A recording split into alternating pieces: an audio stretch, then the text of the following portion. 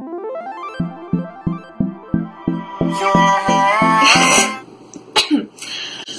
world! Today I want to talk about something that I actually learned in class. Look at university being applicable to life. But basically right now in my philosophy class we were talking about biases and heuristics. And basically how humans are flawed or fallible and we tend to make shortcut kind of decisions and opinions and lead to biases.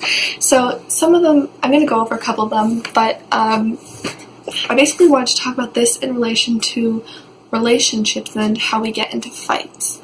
So when a person is under stress, under pressure, are in conflict with another party, we want to create answers fast. We want to fire back. We want to, come to our own defense as fast as possible.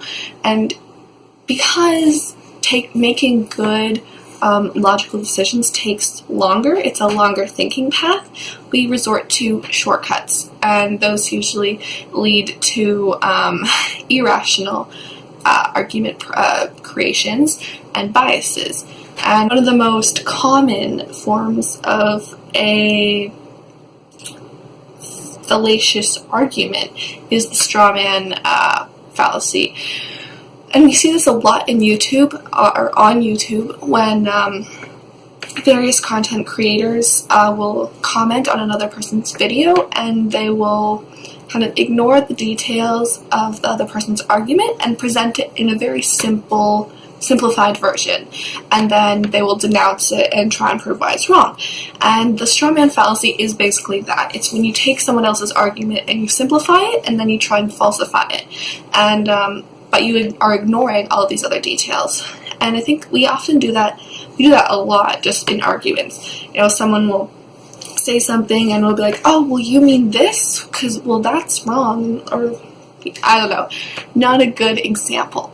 But we do it a lot. It's a bit like cherry picking words that they say and then interpreting it in a negative light and then getting really mad and defensive about it. Also, something I want to talk about with, the upcoming elections. There's a lot of different kind of things that help get an idea stuck in people's minds and help get a controversy stuck in people's minds and make illogical choices. And some of those things are repetition. If you look at Donald Trump, he's always repeating, his main ideas, like, we're going to build a wall. We need to make America great again. America is, all of our jobs are leaving. They're going to Mexico. They're going to there. Our jobs are leaving. We need to do a better job.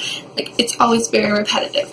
Another thing is something with a very vivid story or emotional content attached to it. So if you make something very emotional, you make it personal, people will relate, and it triggers a lot more of the kind of pleasure centers in your brain. Also, the order that information is presented to us can also affect how we remember it. Often it's the last thing that we heard, like what we can remember. We assume it's important and therefore correct. So we're always hearing about Donald Trump in the news, for example, and then people remember those messages.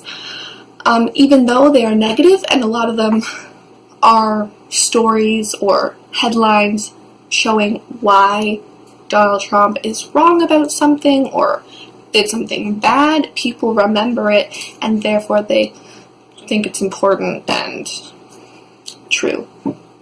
So those are just a couple of those things. The reason why I want to talk about it and why I think it's important to know about these biases and these tendencies to kind of shortcut our logical thinking processes is because when we look at our relationships, we act very emotionally when it gets into kind of heated situations.